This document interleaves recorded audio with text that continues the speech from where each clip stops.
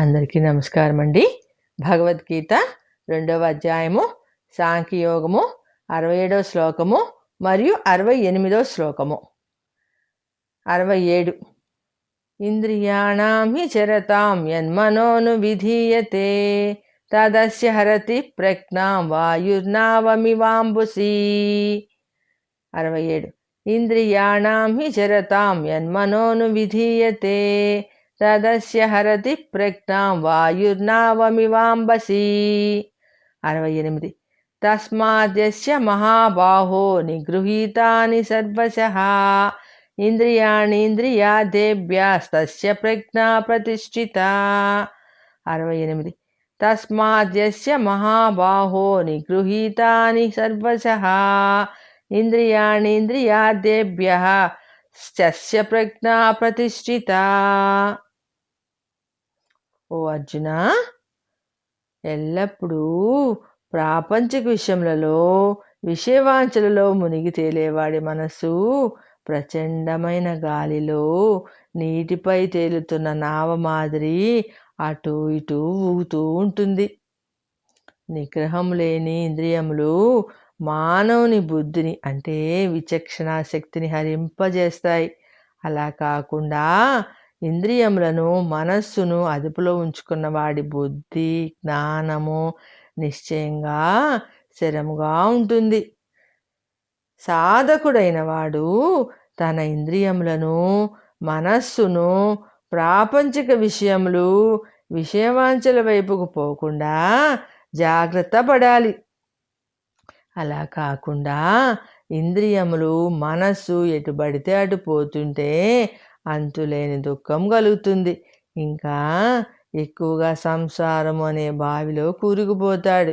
అది ఎలా అంటే, సముద్రంలో ఒక నావ ఉంది. దాని ఇష్టం వచ్చినట్టు దానిని పోనిస్తే గాలి ఎటు వీస్తే అటు కొట్టుకుపోతుంది. అలా కాకుండా నావని చుక్కానితో నడిపితే సక్రమ మార్గంలో నడుస్తుంది, సరి అయిన గమ్యం చేరుకుంటుంది. అలాగే మన మనస్సు బుద్ధి నిశ్చలంగా ఉండాలంటే ఇంద్రియములను మనస్సును అదుపులో ఉంచుకోకపోవడమే. దానికి కావాల్సింది ఏంటయ్యా అంటే వివేకము, జ్ఞానము. చాలామంది తమకు వివేకము జ్ఞానము ఉందనుకుంటారు, కానీ వారి మనస్సు ఇంద్రియములు అప్పుడప్పుడు వారి స్వాధీనంలో ఉండకుండా విషయవాంఛల వైపు పరిగెడుతూ ఉంటాయి. దీనికి విశ్వామిత్రుడు ఒక మంచి ఉదాహరణ. కాబట్టి వివేకము జ్ఞానంతో పాటు వైరాగ్యం కూడా అలవర్చుకోవాలి. ఎల్లప్పుడూ మనస్సు ఇంద్రియములను విషయములలో దూరకుండా చాలా జాగ్రత్తగా ఉండాలి. అటువంటి వాడి జ్ఞానము స్థిరముగా ఉంటుంది. వాడి బుద్ధి ఆత్మయందు నిశ్చలముగా ఉంటుంది. మానవులు సాధారణంగా మాకు దుఃఖములు పోవాలి, సంసార బంధనములు తొలగాలి, మోక్షము రావాలి అని దేవుణ్ణి కోరుకుంటూ ఉంటారు. ఇది ఎవరికి వారు చేసుకోవాలి, కానీ దేవుడేం చేస్తాడు?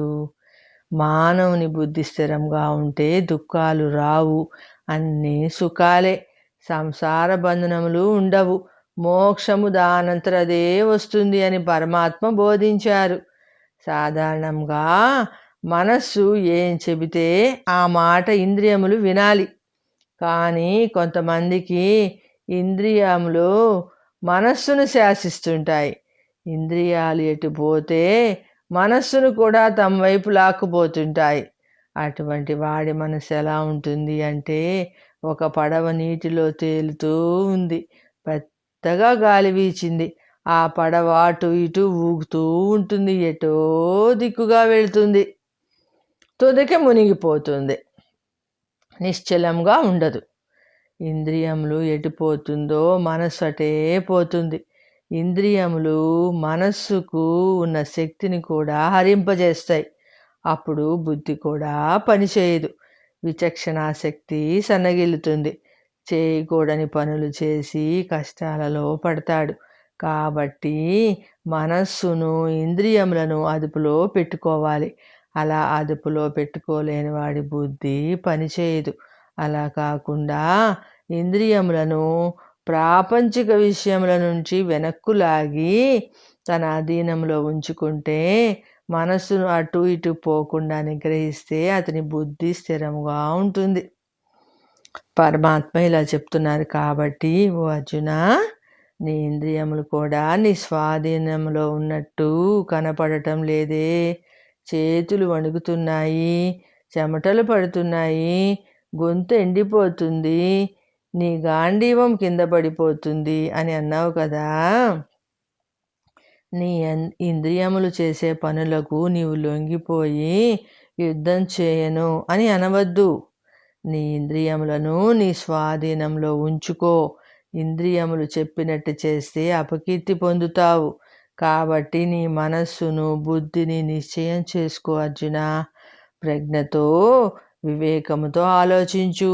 యుద్ధం చేయడానికి సిద్ధముకా అని కృష్ణ భగవానుడు అర్జునుడికి బోధించారు. సర్వేజన సుఖినో భవంతు. జై శ్రీమన్నారాయణ అండి. నెక్స్ట్ 69వ శ్లోకంతో కలుసుకుందామండి. ఈ ఛానల్ సబ్స్క్రైబ్ చేసుకోండి. గీతా శ్లోకవాణి అనే పేరుతో యూట్యూబ్లో వస్తుందండి.